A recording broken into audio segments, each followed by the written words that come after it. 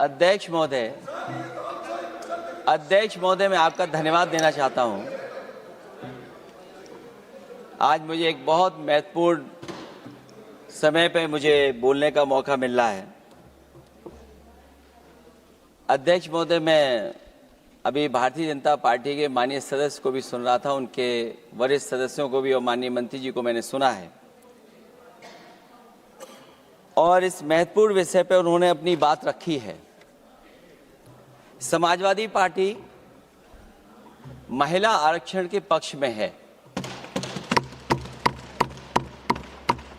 और समाजवादी पार्टी का इतिहास रहा है कि हम लोगों ने हमेशा महिलाओं को आगे बढ़ाने के लिए काम किया है। हमारे नेता जिनकी विचारधारा पे हम लोग आगे बढ़ रहे हैं, डॉक्टर राम मनोहर लोहिया, उन्होंने हमेशा जेंडर जस्टिस और सोशल जस्टिस की बात की है। हम समाजवादी लोग जेंडर जस्टिस और सोशल जस्टिस के पक्ष में हैं और महिलाओं का आरक्षण 33% हो उसके भी पक्ष में हम लोग बोल रहे हैं। और ये लड़ाई हमारी निरंतर चल रही है और कहीं न कहीं आरक्षण हमारी पीढ़ी के आह्वान को और मजबूत कर रहा है। लेकिन जिस तरह की बातें हमें सुनने को मिल रही हैं, अब भारतीय जनता पार्टी नारी को नारा बनाने की कोशिश कर रही है। भारतीय जनता पार्टी इस आरक्षण को लेकर के भाजपा अपना नारी का नारा बनाना चाहती है और बदलने की कोशिश कर रही है। जिन्होंने नारी को अपने संगठन में नहीं रखा, उनके मान सम्मान के लिए कैसे रखेंगे? और अगर ये बात गलत है, अध्यक्ष महोदय, जिस पेरेंटल संगठन से आप निकले हैं उसमें मान सम्मान के लिए संगठन में कितनी नारी हैं, ये बता दें आप। और इनका, क्योंकि पिछले कई वर्षों से अध्यक्ष जी ये सरकार में है और मैं सुन रहा था माननीय मंत्री जी को मैं सुन रहा था, उन्होंने बहुत सारे योजनाएं, बहुत सारे कार्यक्रमों की जानकारी दी। लेकिन अगर हम दुनिया के आंकड़े देखें, जेंडर इक्वलिटी में हम कहां खड़े हैं? हम 146 में 127वीं जगह पर खड़े हैं। और अगर हम इनके खुद के सरकारों को देखें अगर, तो अध्यक्ष महोदय, इनके 21 जगह सरकारें हैं। 21 जगह यूनियन टेरिटरी और स्टेट मिलाकर के और सहयोगी दलों के साथ मिलकर के 21 सरकारें इनकी हैं। भारतीय जनता पार्टी ये बताए कि उनके 21 स्टेट में जहां सरकारें उनके सहयोगी साथियों के साथ चल रही हैं, कितने मुख्यमंत्री इनके बने हुए हैं? कितनी महिला मुख्यमंत्री बनी हुई इनकी? 0। और जो दिल्ली की बनी हुई हैं, हालांकि वो हाफ चीफ मिनिस्टर हैं और वो भी महिला होने के नाते केवल हाफ चीफ मिनिस्टर हैं। नहीं, अधिकार कहां है? एक चीफ मिनिस्टर के जो अधिकार होते हैं, एक स्टेट के जो अधिकार होते हैं, क्या आपके दिल्ली की मुख्यमंत्री के पास वो अधिकार है? और फिर जो अभी तक जो सबसे बड़ी पार्टी है, जो सबसे बड़ी पार्टी अपने आप को कहते हैं, पूरे देश में जितने भी इनके विधायक चुने गए हैं, आप बताओ आपकी संख्या क्या है? 10% से ऊपर नहीं जा पा रहे हैं आप? क्या 10% से ऊपर हैं आप? और फिर लोकसभा की गिनती में अगर हम देखें तो लोकसभा की गिनती में कितने संख्या में आप हैं। इसलिए अध्यक्ष महोदय, जहां हम ये कहते हैं कि हम महिला आरक्षण के पक्ष में हैं, वहीं कुछ सवाल हमारे भी आपके लिए हैं। मैं उससे पहले याद दिलाना चाहता हूं कि कई बार लोग ये कहते हैं कि समाजवादी पार्टी विरोध करती है। अगर हम अपनी बात कहना चाहें तो डॉक्टर राममनोहर लोहिया, जिनकी विचारधारा पर हमारी समाजवादी पार्टी का आधार है, उनके द्वारा हमेशा महिलाओं को पुरुषों के बराबर की हिस्सेदारी हर क्षेत्र में देने की बात कही गई। और मैं उनको कोट करना चाहता हूं कि संस्कार का आरंभ महिला से होता है। यदि महिला जागृत है तो पूरा समाज जागृत हो जाता है। ये लोहिया ने हमारे जिस विचारधारा पे हम लोग चल रहे हैं वो हम आपको बताना चाहते हैं। जब तक महिलाएं राजनीति में नहीं आएंगी, सामाजिक क्रांति अधूरी रहेगी। लोहिया जी ने निरंतर महिलाओं की राजनीति में महत्वपूर्ण भूमिका पर बल दिया है और समाज में वास्तविक परिवर्तन उनके योगदान से ही आ पाएगा। इसलिए मैं याद दिलाना चाहता हूं अध्यक्ष महोदय, उत्तर प्रदेश में पंचायत में सबसे पहले आरक्षण महिलाओं के लिए लागू करने का काम समाजवादी पार्टी ने किया। तो जहां महिलाओं के पक्ष में है उनके आरक्षण के, वहीं हमारा सवाल यह भी है कि जल्दीबाजी क्यों है। आखिरकार महिला आरक्षण के नाम पर जल्दीबाजी क्यों है भाजपा के अंदर। सच तो यह है कि भाजपा जनगणना को टालना चाहती है, और जनगणना को टालने का मतलब है कि जाति जनगणना को टालना चाहते हैं। और जाति जनगणना इसलिए टालना चाहते हैं क्योंकि वो आरक्षण का सवाल उठेगा। जो भाजपा, उनके संगी साथी कभी भी देना नहीं चाहते हैं आरक्षण। भाजपा को यह भी अच्छी तरह याद है कि पीडीए में ए का मतलब आधी आबादी है, मतलब महिलाएं भी पूरी की पूरी उसमें गिनती में आती। एक बड़ा चुनावी सच ये भी है कि भाजपा की चुनावी घपलेबाजी अब पूरी तरह से भंडाफोड़ हो गई है। जो एसआईआर आप लेकर के आए थे अध्यक्ष महोदय, उत्तर प्रदेश में हम लोगों ने बड़े करीब से देखा एसआईआर। वो कहने को तो एसआईआर था, लेकिन सच्चाई में वो एनआरसी का रूप था। और एसआईआर के मामले में जिस तरीके से वोट काटने का काम शुरू हुआ, मैं बधाई देना चाहता हूं अपने पीडीए प्रहारी और संगठन के लोगों को जिन्होंने वोट बचा लिया। जब पहली गिनती में हम लोग बचाने में कामयाब हो गए तो अध्यक्ष महोदय, भारतीय जनता पार्टी फॉर्म 7 को लेकर के आई और फॉर्म 7 उन्होंने ऐसे बांटना शुरू किया, उस घपले को भी हम लोगों ने पकड़ लिया। और जब उस घपले को पकड़ा तो पता लगा फॉर्म 7 बंद हो गया उत्तर प्रदेश में। फॉर्म 7 से कोई वोट काटा नहीं गया। अध्यक्ष महोदय, जो फॉर्म 7 काटने के लिए जिससे दस्तखत कराए थे भारतीय जनता पार्टी ने, उस व्यक्ति को दस्तखत करना भी नहीं आता है।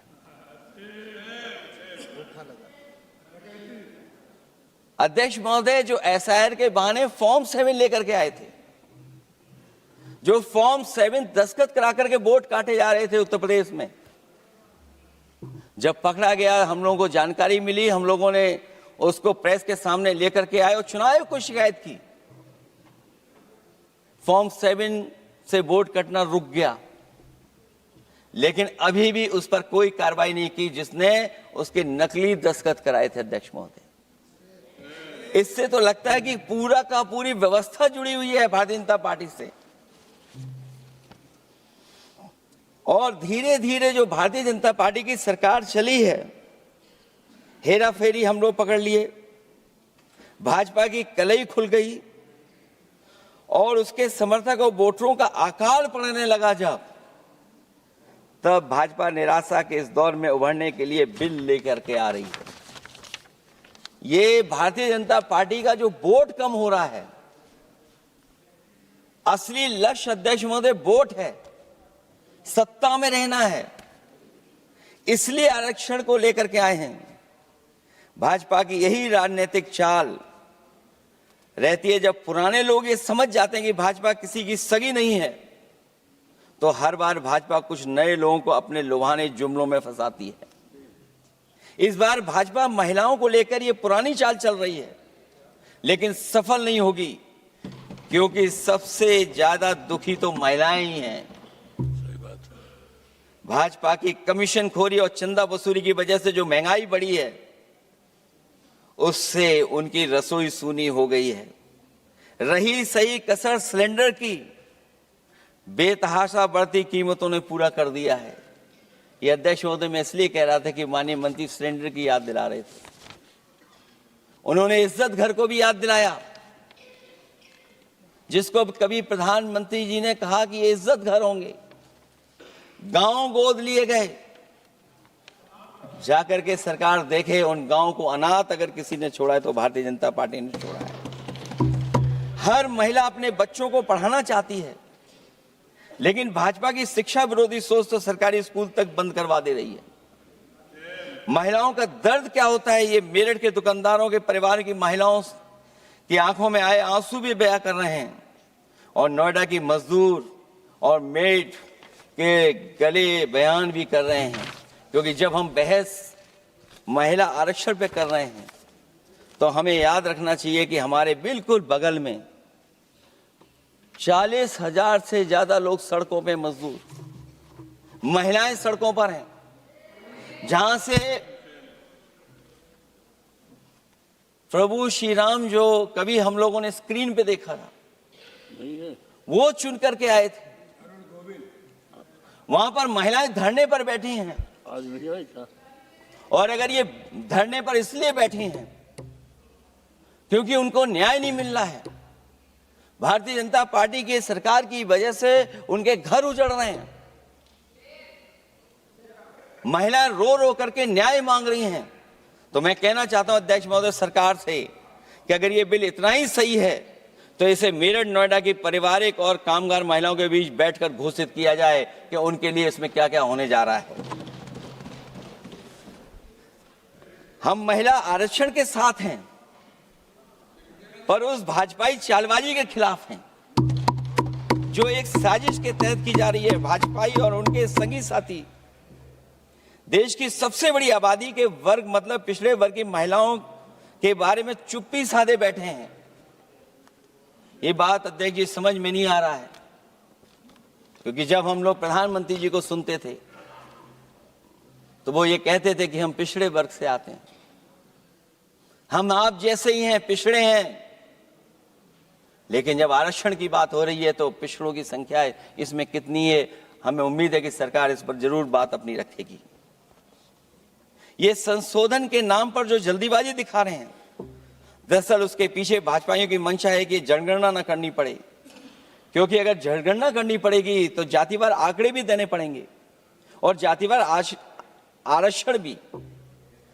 ये भाजपा का एक बहुत बड़ा षड्यंत्र है, जिसमें जनगणना आधारित परसीमन को नकार कर पिछड़ों का अधिकार लूटा जा रहा है। ये लोकतंत्र के खिलाफ खुफिया लोगों की गुप्त योजना है, जो अब तक स्वीकार नहीं, जब तक प्रक्रिया के साथ हम लोग स्वीकार कभी नहीं कर सकते, जब तक इसका लागू करने का तरीका ठीक ना हो। अगर पिछड़ों की आबादी कम से कम अगर हम गिन लें कि 70%, 80% से ज्यादा है, अध्यक्ष महोदय, अगर हम उनको 66% मान लें, तो इनकी आबादी कम से कम पिछड़ों की 33% होगी, आधी आबादी की जनसंख्या, जिनके हक की बात तो है ही नहीं इसके अंदर। इसका मतलब यह हुआ कि पिछड़े वर्ग की 33% महिलाएं, उनको हक देना नहीं चाहते ये लोग, हक उनका छीनना चाहते हैं। और फिर जो डिलिमिटेशन का साथ साथ लेकर के आए हैं, ये डिलिमिटेशन क्या है अध्यक्ष महोदय? ये डिलिमिटेशन है कि इलेक्टोरल मैप को बदल दें। हमारे पूर्व में कांग्रेस के सदस्य ने ठीक कहा है कि जब डिलिमिटेशन की बारी आई तो इन्होंने पूरी रणनीति बना करके कि किस तरीके से लोकसभाओं के क्षेत्र बनाए जाएं, क्षेत्र कैसे बने जिससे कि उन्हीं को पॉलिटिकल लाभ मिले, वो हम लोगों ने आसाम में भी देखा और जम्मू कश्मीर में भी देखा है। इसलिए हम चाहते हैं कि पहले जनगणना हो और जनगणना जब आंकड़े सही आ जाएंगे अध्यक्ष महोदय, तब जाकर के डिलिमिटेशन ठीक होगा। और अगर आंकड़े ही ठीक नहीं हैं तो फिर आरक्षण कैसे ठीक होगा, क्योंकि आरक्षण का आधार ही हमारा जनसंख्या पर है। कहीं ऐसा तो नहीं कि आधी आबादी में ये मुस्लिम को भी ना गिनते हो, मुस्लिम महिलाओं को। इसलिए हमारी मांग होगी कि आधी आबादी में पिछड़े और मुस्लिम महिलाओं को भी जोड़ करके इस आरक्षण को पूरा किया जाए। एक जो हमें आशंका है कि जब आरक्षण होगा और डिलिमिटेशन होगा और जब संख्या बढ़ेगी तो उत्तर प्रदेश की संख्या विधानसभा की 500 से ऊपर होने जा रही है। और अगर 500 से ज्यादा होने जा रही है तो उसमें सरकार क्या विचार कर रही है? कहीं कोई ऐसा षड्यंत्र तो नहीं है जो हम महिला आरक्षण के बहाने उस षड्यंत्र को छिपा करके आगे बढ़ रहे हों?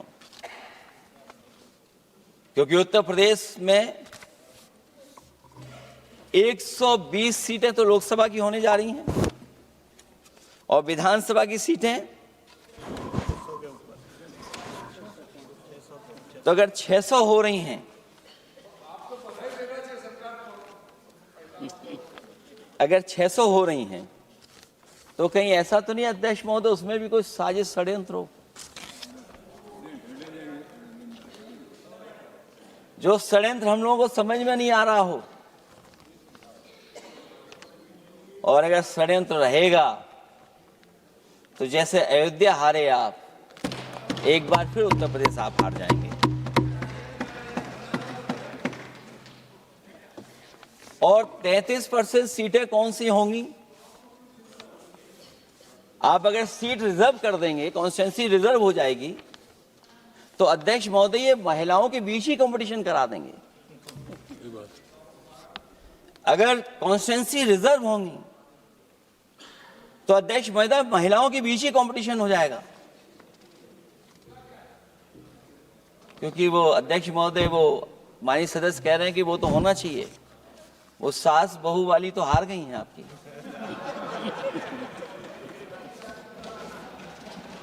तो अगर पार्टी को ये मौका मिलेगा तो न केवल कंपटीशन से हम बच सकते हैं बल्कि संख्या महिलाओं की लड़ने की ज्यादा होगी। ये महिलाओं को ज्यादा नहीं लड़ने देना चाहते हैं चुनाव, इसलिए कॉन्स्टिट्यूंसीज को रिजर्व कर रहे हैं। अध्यक्ष महोदय हमारा पक्ष है, हमारी मांग है कि ये जो लागू हो आरक्षण वो पार्टी को मौका मिले, पार्टी लड़ाए उनको, पार्टी संख्या तय करे। इसके साथ साथ जो रोटेशन वाला है इशू, स्वाभाविक है कि जब हम एक क्षेत्र से लड़ते हैं अध्यक्ष महोदय तो एक भावनात्मक अटैचमेंट बनता है वोटरों के बीच में। और अगर ये रोटेशन का मामला होगा तो अध्यक्ष महोदय कोई भी अपने क्षेत्र में बहुत ज्यादा भावनात्मक लगाव नहीं रखेगा क्षेत्र की जनता से। तो अगला क्षेत्र की सोचने लगेगा कि अगला क्षेत्र हमारा क्या होगा।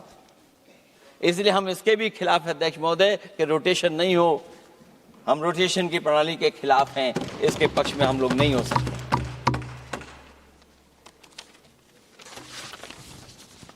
इसलिए अध्यक्ष महोदय हमारी मांग होगी कि पहले सेंसस कराए, जनगणना कराई जाए। और अगर ये जनगणना नहीं कर रहे हैं तो इसका मतलब धोखा दे रहे हैं, क्योंकि पुराने बिल में जो हम लोगों ने बात देखी और रखी थी उस समय वो यही था कि जनगणना करा करके महिला आरक्षण बिल आएगा। लेकिन ये लोग 2011 का लेकर के आ रहे हैं। इसका मतलब इनकी पूरी तैयारी है कि कौन सा लोकसभा क्षेत्र कैसा होगा। इनके गुप्त लोगों ने वो कहीं ना कहीं नक्शा बना करके रखा होगा जिसको आरक्षण पास होते ही, बिल पास होते ही लागू करने की कोशिश करेंगे।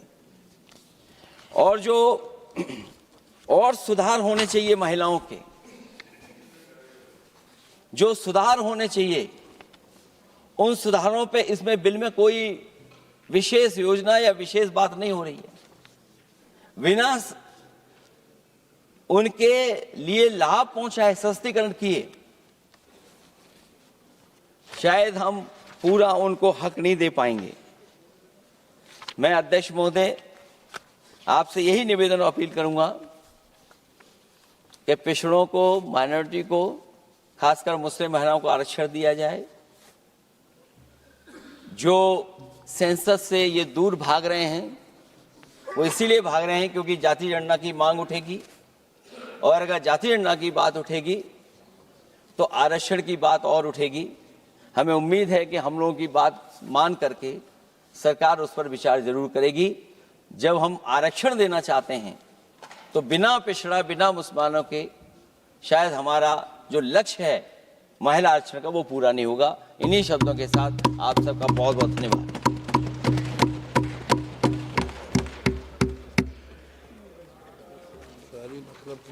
श्रीमती काकोली घोष।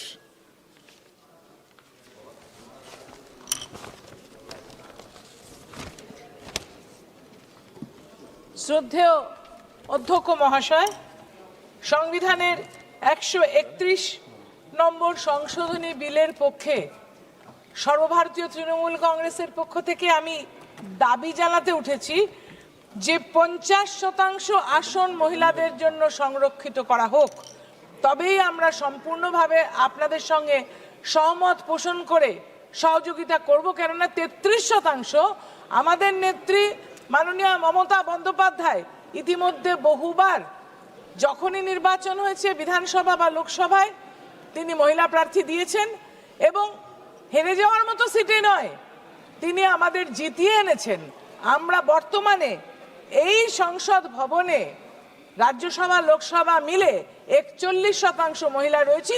ভারতবর্ষের কোনো রাজনৈতিক দল যেটা করে দেখাতে পারেনি। এই আইন আমরা মনে করি একটি ছদ্মবেশী আইন, কেননা নারী সশক্তিকরণের স্বার্থে বা